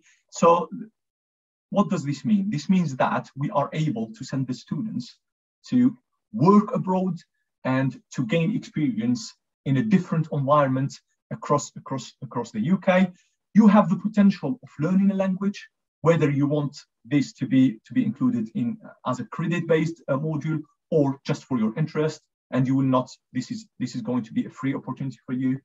There will be many opportunities to attend and present at conferences within the UK and outside the UK, and we are also very proud, as I mentioned earlier, to be a very lab-focused department where we offer the students many opportunities to work in the labs or in the field. And we also offer so many opportunities for students to carry on, particularly for international students, to carry on doing MRSs, Masters by Research, and PhDs in our department in the future. And if you have any questions about these, please feel free to get in touch with us. Well, that's the end of my presentation. If you have any questions for myself or for Ajani, please do not hesitate to post them on the chat function. Thank you all. Thank you, Dr. Matadi. Thank you very much for that presentation.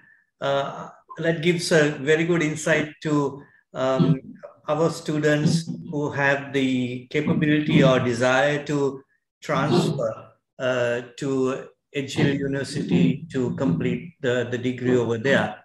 I mean, obviously there will be some advantages for sure, given the capabilities that you have, the resource availability, the infrastructure, and moreover, students completing their studies in the UK have now the opportunity of getting placements and internships and work opportunities and so on.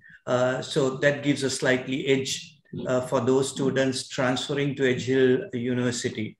So thank you very much. So my colleague Shehan, who is the Manager Marketing and Student Enrollment, will take over now to moderate the Q&A session. Shehan? Yeah, thanks, Mr. Yan, and also thanks to all our guest speakers today for that insightful take on life sciences programs. So we have a few questions. I think the first question is from Fatih, which she was asking about the minimum results which is needed to apply to programs at the AIBS campus. So Fatih, our counselors will be in touch with you soon after the session regarding that. But for any students who want to know, basically we will be looking at 3 simple passes for your advanced levels, and then 2 credit passes for English and mathematics from your levels. But there are pathways starting from the foundation level onwards for you to get into your degree program. So all that information, our counselors will be in touch with you. So going forward, we have the first question from Rikasa, one of our existing students, who's asking the Edge Hill University degree, whether it is accredited by IBMS, and also whether can they complete, do they have the option to complete a sandwich year after the 3rd year? So I would like if Dr. Mo or Dr. Ajani can take up the question. Yes, can I answer this question? Yeah, I mean, no, either you or I can answer. So go ahead. Yes. So yes. So talking about the accreditation, the IBMS accreditation, this only applies for our biomedical science degree. And the answer to that question is that for now, we don't have the accreditation yet. However, we will have it by the end of May this year. So we are applying for it by the end of this year, and we should have it before you guys take the degree with us, before you even start. And regarding the sandwich year, yes, you will be able to take the sandwich year. However, as mentioned by the first presenter, your degree will be composed of 4 years, not 3 years. So if you decide to take the sandwich placement, then you will go for 1 year and study or work in a different institution or laboratory or industry type institution, and then you will be back after that to complete your degree. However, it will be a 4-year degree rather than being a 3-year degree. That's it. Ajani, do you want to add anything, Ajani? No, you covered it. So one of our senior colleagues is leading on the accreditation. So we're hopeful that we will have, because we need to have a cohort of students graduated before getting the accreditation. We are covering everything that's required by the registration. So yeah, we don't have any, don't see any issues with not getting accredited. So if I may add a few words to that, particularly directed to our students, this was there as during our discussions in entering into the partnership. Like what you asked, I also wanted to make sure that eventually the 𝐻L degree would be an IBMS accredited degree, because it gives certain additional benefits, especially if you were going to go to UK and think of developing your career there in the UK. So you heard it from both Dr. 𝗵𝗺 and Dr. Mohtadi that the process is on. It's a matter of time. So by the time you finish your studies, the degree will be accredited with IBMS. In terms of this sandwich year again, so I know this has become quite a popular mechanism for some of the Sri Lankan students coming over to UK to study, because they find that that's another way of stretching their period or extending their period to get some gainful employment. So yes, as both Dr. 𝗵𝗺 and Dr. Mohtadi said, that's a possibility, but then you will be stretching your degree. You will finally be awarded only after completing your placement period. So therefore, your degree will take 4 years. Either way, whether you study the first 2 years and go for the final 2 years to 𝐻L in UK, it will take you 4 years. And thereafter, of course, you can apply for your post-study visa and get a further 2 years to get gainfully employed in the industry. Yeah, right. Thank you, Dr. Mo, Dr. Achani, and Mr. Han. I think Prikasa, hope you got a clarified answer for your question, and also for any students currently with us planning to complete the first 2 years and go with the progression pathway with the 𝐻L University. There's another question asking whether they can work as NHS lab scientist after completing the biomedical sciences degree offered by University of 𝐻L. Yes, obviously the answer to this question. The answer to this question is yes. Obviously, we have so many students who are enrolled with us on a biomedical sciences degree, and then once they finish it, there will be no problem for them, especially after getting the accreditation, to go and work as an NHS lab scientist, and we don't see any issue with you being able to do this. Right. Thank you, Dr. Mo. I think one of the insightful points that our students might have taken from Professor Nirmalan's presentation was this rewarding career as an NHS lab scientist. So there you have your answer, that with the progression pathway with 𝐻L University, that you are in capable of completing with the NHS lab scientist profiles. Right, and going ahead, we have another question from 𝗕𝗺, who's asking, where will I be doing the sandwich year? And also, since it's the third year, will I be able to work in the UK and then continue my third year studies in UK? I think Mr. Hiran has explained this with the previous question. If you can further explain it, Mr. Hiran. Yeah, so the sandwich year obviously has to be in the UK if you want to really benefit from that. That arrangement will not be available for Sri Lanka because we don't see any specific benefit. So the sandwich year is you need to transfer to UK for your third year, and then you will complete the sandwich year, which is more or less a placement somewhere, get some exposure, and then you come back and complete your graduation. So your award will be at the end of 4 years in the UK, and which will qualify you to apply for your post-study work visa in the UK. Now, without the sandwich year, you can still get your post-study work visa. You only do the academic part at 𝐻IL University, like your normal 3-year degree, do the final year in the UK, complete the degree, get your degree awarded by 𝐻IL, and then you apply for your post-study work visa. And that's again 2 years, which allows you to get some employment opportunities. Now, I'm not too sure whether 𝐻IL will help and facilitate in getting a placement during the sandwich year, Dr. Moore? Yes, that's a very good question, Hiran. Yes, we will facilitate this. Once you are registered as a student, as an 𝐻IL University student, you will be eligible to apply for what we call the tubing scheme, which allows you to get funding to hopefully fully sponsor you during your sandwich year. So we do offer financial support and academic support if you decide to go on a sandwich year, obviously. And you will be monitored by us to make sure that you are getting the right information and the right experience that you wanted to get during this year. Yeah. Great. So that's a added benefit that you will get with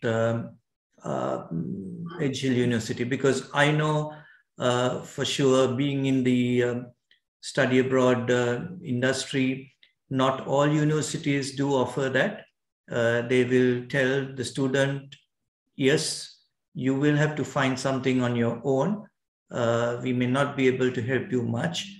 But in this case, as Dr. Moal-Haddadi said, the university will also play a role in facilitating that process. Thank you, Mr. Hiran, as well as Dr. Moore. I think, 𝗕𝗺, you have got a clear answer for your question. And moving on, we have another question from Rikasa asking, are there any opportunities to study forensic science at University of 𝐻IL? Currently, we don't have a forensic science degree, but as Mo explained, there are courses that sort of cover this. For example, the pathology course that we do, the lecturer who delivers this, she takes you to sort of study all these sort of decomposing bodies and things like that. So you do get to sort of experience that. So one thing you can do is you could have your placement in some sort of a relevant industry like that, or maybe if you're interested in forensic science, do a project relevant to that. So I think that's all we can offer for now in terms of forensic science. More if there's anything else that I missed, I think that's all we can offer in terms of forensics. Yes, exactly. Nothing really to add. You have covered it all, Adani. Yeah. If I may ask, for the benefit of that student, supposing you do a first degree at 𝐻IL, which is something kind of, as a stepping stone to a master's in forensic science in another university. Is that approach possible? Yes, that's perfectly fine. You can go ahead and specialize in that area. So, like we covered, biomedical sciences, it's a great degree to start off with, because you can branch off to any area that you want to. So that's a possibility. Right. Okay. Great. Thank you, Dr. Ajani, Dr. Mo. And we have a question from one of our existing OSST students, Mr. Hiran, from India, who's asking, after completing the OSST at the AIBS, can they directly apply to HL University to pursue their bachelor's? Right. I'm inclined to say yes right now, but I'll do my desk research tomorrow and I'll confirm, because OSSD is a qualification that is accepted by literally across the board all UK universities as an entry qualification, because you can, Ravindra, you can also do that same research, which I'm going to do, is to go to the Edge Hill University, pick the qualification you want, pick the entry criteria, and then put yourself as a Canadian student, right? Not as a Sri Lankan student. And when you identify yourself as a Canadian student, it will list out all the Canadian qualifications that are accepted by Edge Hill for their undergraduate programs. And I'm quite sure that Ontario Secondary School Diploma will be an acceptable qualification. I will also do it myself and let you know. I'm inclined to say the answer is yes. Thank you, and 𝐶𝐿 for the research. Thank you again. Welcome. Thank you, Mr. Hiran. And there's one question that has been directed to me. One of our existing medical science students asking, in the UK at the moment, whether the trend is towards biotechnology or is it towards genetics? Sorry, can you repeat the question, please? Yes, Dr. Mo. So what student asking is, now this is one of coming from one of our existing students, currently is completing applied sciences in biology stream. Now in the UK, the current trend is for biotechnology, or is it for genetics directly? Well, they can, if I understand the question very well, and Ajani can correct me on this, they can do any of the 5 programs. They can take any of the 5 programs that we have partnership with. We have partnered with with the AIBS. So they can do biology, they can do genetics, they can do biotechnology, whatever they want to do, they can do, and they have the possibility of switching programs, even if they start on a biology program and then they want to change to genetics. I think that would be possible, or biotechnology as well. No, I think the question is more as a career, from a career point of view. What they want to know is biotechnology or genetics, which one is more trending in the UK? I would say biotechnology, because of the pandemic. Because of the pandemic, there's a lot of students and lots of opportunities for biotechnology than genetics. I think more, I'm not sure if I have the figures or if you have access to the figures, but I think we do get more biotechnology students than the genetics, isn't it? Yes, so, definitely. Yeah. So biotechnology is more of a popular sort of like program compared to genetics. And Ajani is right. There are so many opportunities, especially after COVID, after we have been hit by COVID, for our students to have a career in any type of industry. And we do quite well. We have, for students taking the biotechnology degree, the employability ratio or percentage is 92%.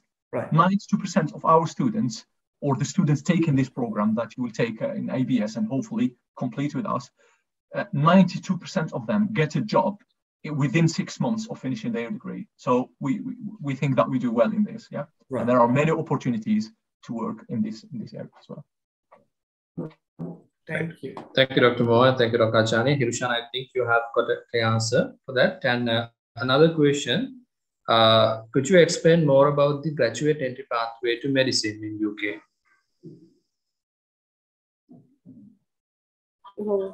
I mean, do you want me to take this more, or do you want to? Yes, Johnny, I haven't heard the question very well, but yeah, you can start answering. Yeah. Okay, so at Edge Hill, we don't have a graduate entry program into medicine, but we do have a medical school. In the UK, you do have lots of different graduate entry programs. I can't speak for other universities, but I'll just speak in general. Generally, you have to have a good first class or 2-1 degree. You need to sit some of these entry exams. You have an interview that you need to pass. It is still very competitive. Some programs are 4 years, some are 5 years. So it just depends on the university. So if you have an interest in a particular university, just the best thing, like Hiran suggested, is just go to the site, look up the requirements, and then you can decide.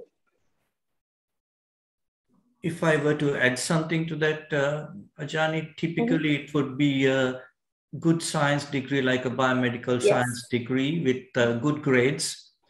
And then, of course, they will have to apply. There is no automatic or seamless transfer process. Even if you're from the same university, I believe there is a kind of a, as Ajani said, an interview process and so on to get to med school.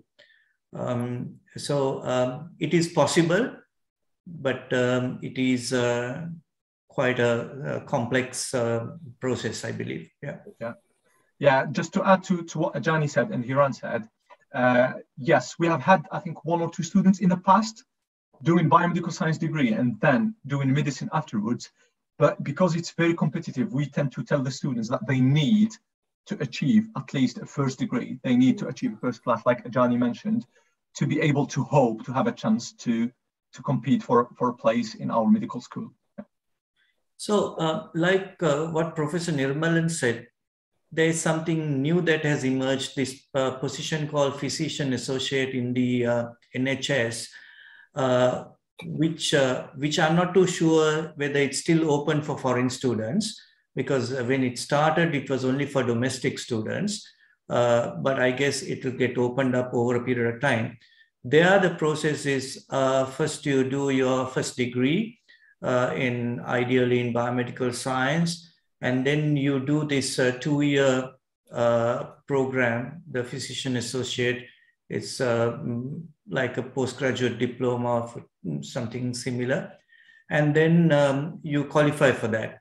So if somebody can't get into med school and become a full-fledged medic, maybe if you want to stay around and work with medical doctors as a physician associate, that might be a possible opportunity. Okay. Thank you, Mr. Chan. Thank you, Dr. Mo and Dr. Chani. I think this has been one of the most trending questions students been asking during even our counseling sessions. Right. But like you mentioned, I think getting a remarkable GPA during your undergraduate studying and getting through UCAT is a must to progress with the graduate entry pathway to medicine. And I hope all the students got a clear picture of what they'll be expecting. So are there any questions from the candidates? If you have, you can either put in the chat box or you can unmute yourself and ask. Shehan, maybe we've gone long past our session. Kind of, actually, yeah. More and so if that's all, then yeah, we'll wind up the session. So but we can ask everybody to send in their questions, and we can share it with the resource people for further clarifications, what we might conclude now. Yeah, so for all the participants, the questions that you have with regards to our programs, entry requirements, progression pathways, our counselors will be in touch with you. And also, if you have any questions that you couldn't ask during the session, please feel free to be in touch with our counselors. And also, you can talk to our faculties as well. I think even Dr. Mo has shared the link where you can go and find out more about the University. Thank you for that. So since we have no further questions, we'll wind up the session for today. And I would like to thank our speakers today, and starting Professor Nirmalan, who has been given unfailing support and guidance, and always towards AIBS, guiding us from the beginning of the School of Life Sciences. And also I would like to remind Professor Paul Ashen, who couldn't be with us today, but we wish you a speedy recovery. And also Dr. Chandramali, thank you for your support as always. You have never declined any of our invitations and as always been a wonderful mentor to us. So thank you so much, and we really appreciate your support. And I would also want to thank Dr. Mo and Dr. Achani, who has joined us with very short notice, but also who gave a very in-depth academic insights to the progression pathway with HL University, and also the career opportunities our life sciences graduate would have. So thank you, Dr. Mo and Dr. Achani, for joining us with today, and also giving us your insights to our candidates today. And also I want to thank our CEO and Director, Mr. Hiran De Silva, for his guidance and encouragement for AIBS, who keep motivating us to do these kind of sessions to encourage our youngsters to take their career perspectives in life sciences. And today's session will not be a success if not for the active participation of our candidates. I'm pretty sure there are a lot of after A-level students who are wondering, who are doing their own research to find out what would be the ideal pathway for them to progress through with the undergraduate studies. And I hope many of you will take home what you have learned today. And also we would happy to take you on board with us in the future to progress with our career pathways in School of Life Sciences. So thank you, everyone, and hope you all have a wonderful rest of the day. Thank you. Thank you, Mo. Thank you, Achani. Wonderful seeing you. Thanks, Hiran. Thanks for the invitation. Thank you very much. Great. It was a pleasure. Thank you. Take care and have a good day, at least the balanced part of it. Thank you. Thank you. Bye-bye. Thank you very much. Bye-bye. Bye. Thank you, Dr. Mo. Thank you, Dr. Achani. See you. Bye.